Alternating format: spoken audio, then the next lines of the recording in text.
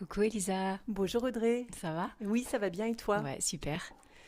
Après un petit week-end magique, on peut dire, Ah oui, toi t'es parti où? à Raconte. Disney. Ouh là là là là Et là là. pour la petite anecdote, bon, voilà, Disney, pour ceux qui connaissent, voilà, on voit l'ambiance.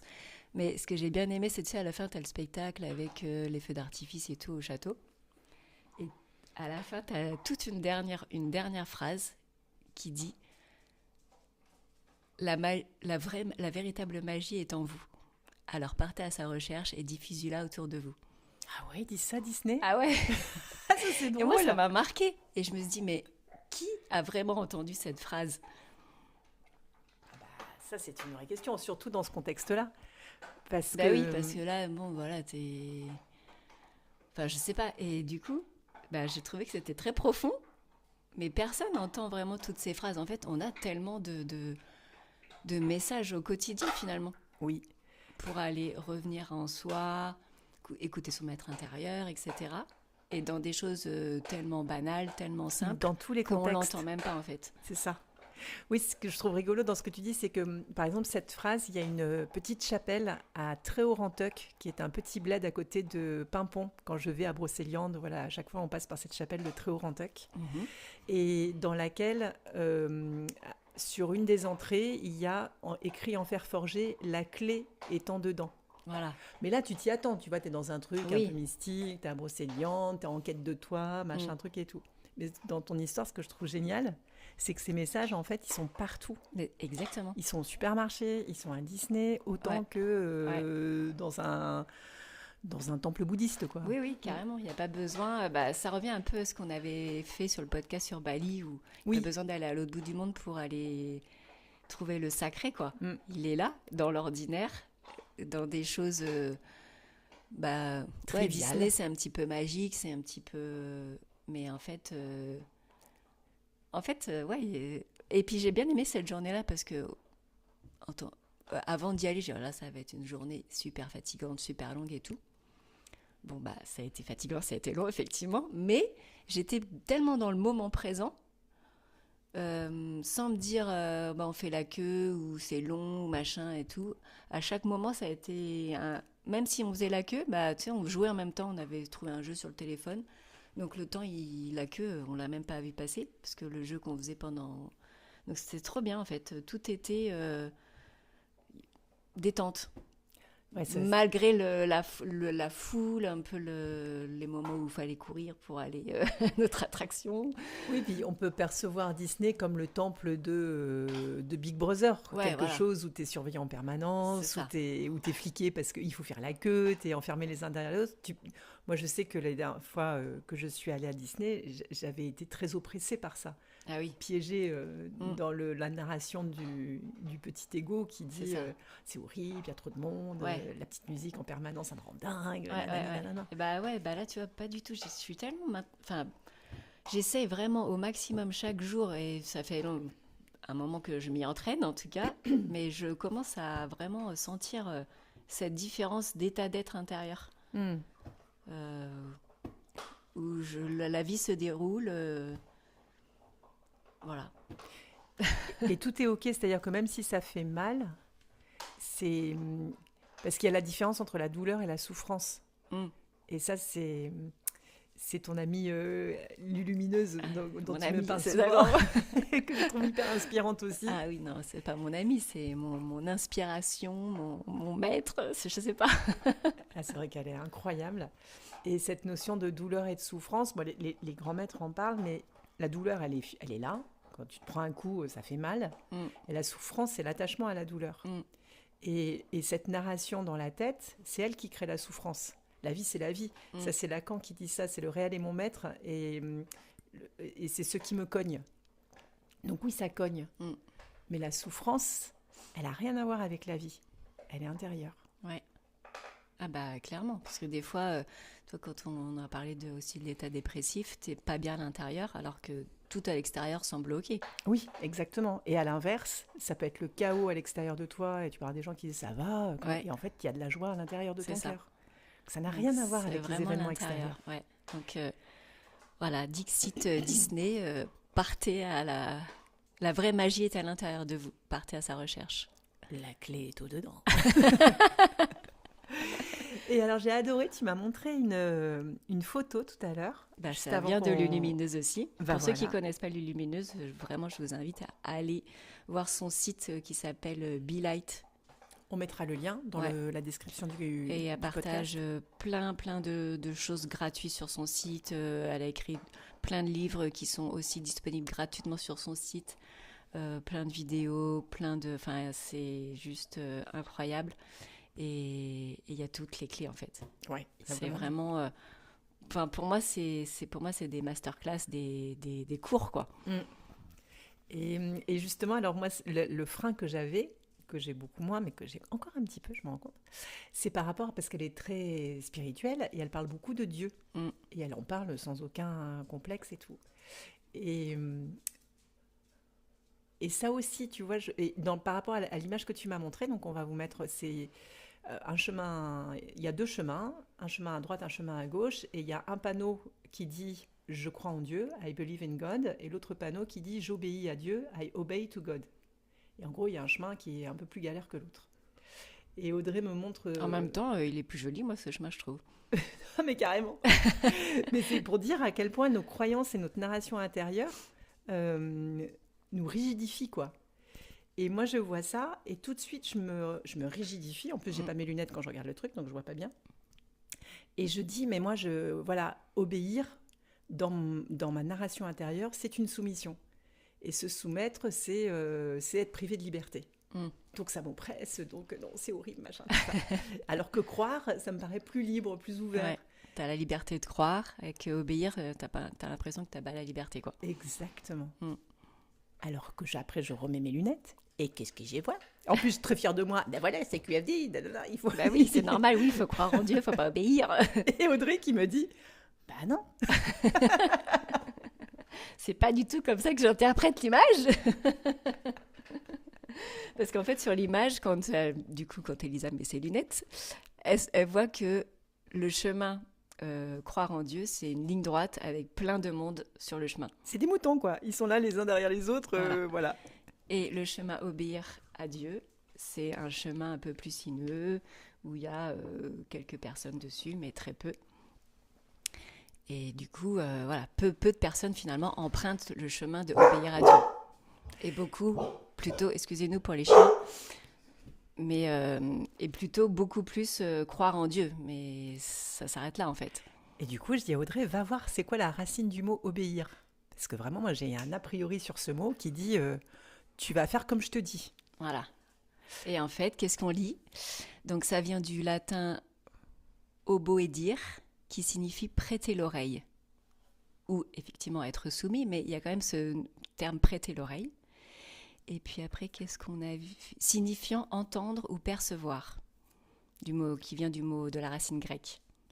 Et donc là, c'est complètement autre chose. Ah bah oui. Entre prêter l'oreille, percevoir.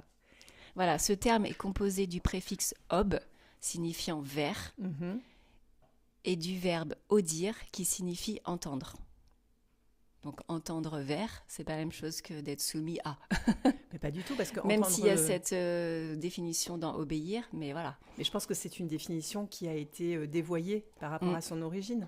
Parce que entendre vers, on est sur un mouvement intérieur, on va voir à l'intérieur de Exactement. soi. Alors que se soumettre à, c'est un mouvement extérieur où c'est le monde qui te soumet. Et alors là, tu m'as fait un insight, mais de dingo, qu'on vous partage là en direct, parce que vraiment... Et en plus, je partage, moi j'ai perdu l'audition d'une oreille. C'est ça.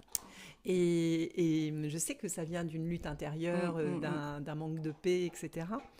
Dans la racine émotionnelle, en tout cas, du phénomène, qui est bénin, mais qui est très chiant. Donc ça me touche vraiment, vraiment. Écoute, merci Audrey. Ah bah, écoute. Tu m'as ouvert une porte qui était bloquée par des croyances égotiques de non, moi je veux pas, parce qu'on me dit pas ce que j'ai à faire. Ouais, c'est ça. La vache, 51 ans. Merci. Avec plaisir.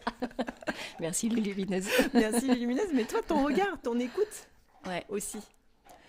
Ouais, mais c'est ça en fait. Et en fait, je pense que Lulumineuse, elle le répète tout le temps, mais Et nous aussi, on l'a déjà dit plusieurs fois dans les podcasts, c'est vraiment la clé, comme tu dis sur le message, là, elle est à l'intérieur. Elle est à l'intérieur. Et c'est d'écouter cette petite voix qu'on entend. Oui, mais parce qu'à l'intérieur, il y a aussi cette coloc hystérique qui prend beaucoup de place à l'intérieur. Oui, mais celle-ci, elle prend beaucoup de place, c'est sûr que... Mais enfin, vraiment, moi j'adore les exemples qu'elle donne, par exemple Lumineuse quand elle fait ses vidéos, des trucs dans le quotidien, tout con là, je sais pas quand t'as entendu le dernier là, où elle parle des éponges, vraiment des trucs, c'est trop drôle parce que on a l'impression toujours que tu vas recevoir des messages totalement hyper mystiques, lumineux, voilà. Et que tu entends des voix et qui t'a guidé vers une grotte, je sais pas. Et que tu as reçu un signe, donc il faut absolument que tu ailles par là. Mais c'est pas du tout ça en fait, c'est vraiment dans ton quotidien. Et c'est des messages. Là, elle donne un exemple. C'est genre, tu es au magasin et t'entends le message « Prends ces éponges ». Et baf, tac, ça s'arrête. Voilà, c'est une fois, prends ces éponges, t'écoutes pas, tant pis pour toi en fait, en gros. Puis après, t'as ton mental qui arrive, mais non, c'est bon, ces éponges-là, tu les as déjà. Chut, kiss, s'il te plaît, bien. Tu les as déjà, elles sont super chères, je sais pas quoi, gna gna gna. Enfin bref, donc, du coup, tu prends pas les éponges. Et puis, 3 jours plus tard, elle donne l'exemple, genre, t'as ton mari qui doit faire... un truc et qui a besoin spécifiquement de ces éponges et que finalement tu te rends compte que tu n'en as plus et tu n'as pas écouté cette voix intérieure qui en fait te parle à chaque instant dans ta vie pour n'importe quoi, pour des trucs aussi basiques que ça. Qui sont parfois, tu dirais, contre-intuitifs, avec pareil, une façon de dire, enfin, ce mot-là est mal utilisé de la façon que je le dis, mais c'est vrai moi, ça m'est arrivé de confondre l'intuition avec la coloc hystérique. Ouais. Mais en fait, ce qui est vraiment pour distinguer ça, c'est que c'est une phrase. Ça vient comme ça, d'un coup. Oui, puis c'est très... Ça chuchote. Ça chuchote. Voilà, tu t'entends cette phrase. Et après, si tu n'as pas vraiment capté la phrase, tu as tout de suite ton mental qui arrive par-dessus et là, non, mais tu vas pas faire rien qui justifie. En fait, le maître intérieur, il se justifie pas. Oui, c'est ce que j'allais te dire. Dans le mental, il y a toujours des élaborations, des stratégies. Des arguments. Voilà. Alors que ces phrases-là, du maître intérieur... Il n'y a pas de justification. Oui, c'est ça, c'est des injonctions presque. Ouais. Donc, et c'est pour ça qu'il y a ce verbe obéir, finalement. Oui. C'est juste prêter l'oreille, entendre, percevoir... Peut-être être soumis si tu vas plus loin, mais finalement, quelle belle soumission. Et c'est peut-être ça aussi la notion d'humilité. C'est d'arrêter de croire que j'ai la capacité de savoir, de vouloir ou de pouvoir quoi que ce soit. En fait, mon petit moi, il sait rien, il veut rien, il peut rien. Enfin, il croit qu'il veut beaucoup de trucs. Voilà. Ce qui me concerne. C'est ça. Alors que obéir à cette Parce que finalement, voix... la liberté, qui c'est qui veut la liberté ? C'est ton personnage. Ah bah que oui. C'est que lui, en fait, qui veut la liberté. Ah bah oui. C'est fort ce matin. Ah, c'est fort, je vous le dis.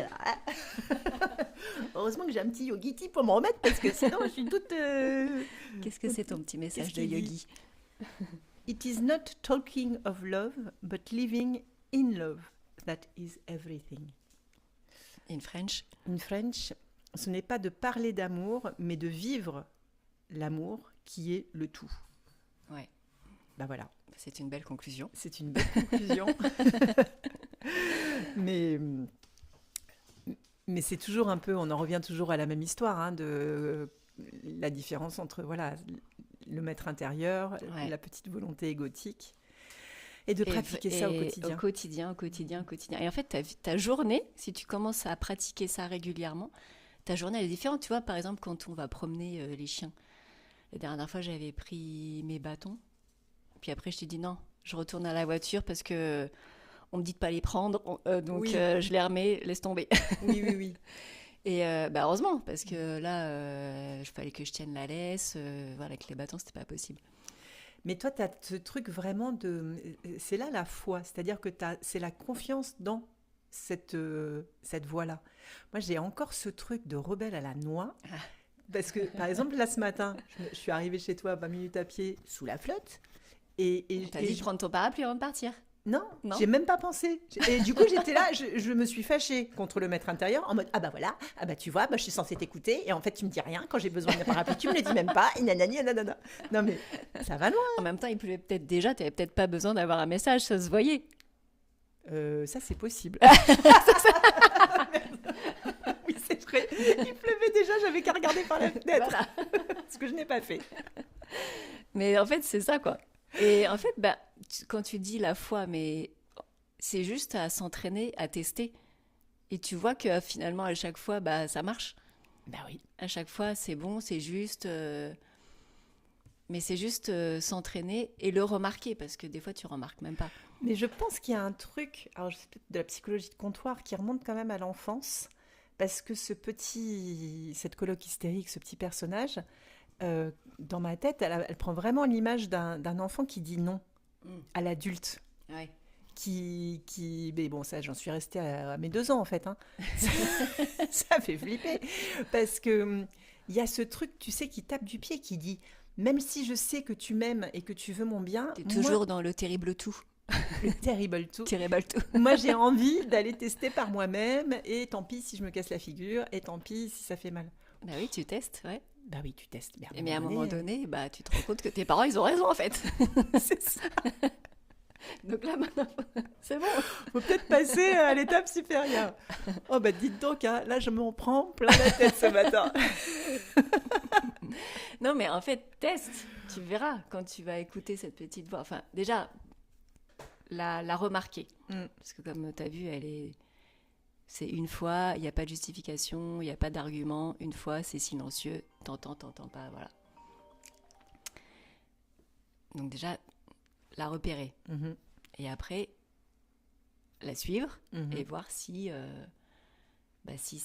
c'est quoi les résultats quand tu suis cette petite voix, quoi. Bah oui, c'est ça. Et arrêter de se battre contre, dans mon cas.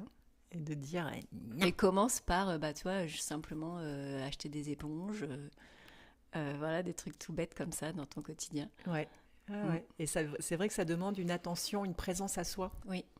Une qualité de présence qui n'est pas celle qu'on a l'habitude d'avoir. Bah oui, parce qu'on a vite fait de partir soit dans le passé, soit dans le futur. Ouais.